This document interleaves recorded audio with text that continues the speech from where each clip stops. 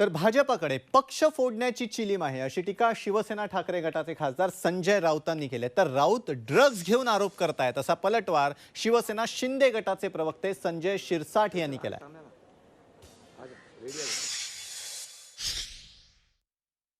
पण भारतीय जनता पक्षाचा साधारण तो एक अजेंडा आहे देशभरात। उद्या यातले काही लोक परदेशात जाऊन परदेशातले पक्षही फोडतील, कारण ते त्या नशेत धूत आहेत।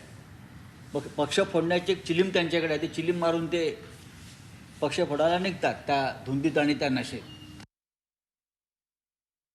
भाजप चिलीम मारून पक्ष फोडते आणि तुम्ही ड्रेस घेऊन भ्रष्टाचार करता, हा त्यातला फरक आहे। गंजिटी सारखे तुम्ही ते ड्रेसच्या नशेमध्ये असल्यासारखे तुम्ही वावरतायत आणि त्या असलेल्या उठावा गटाची वाट लावतायत। कधीतरी याची लाज स्वतःला वाटू द्या।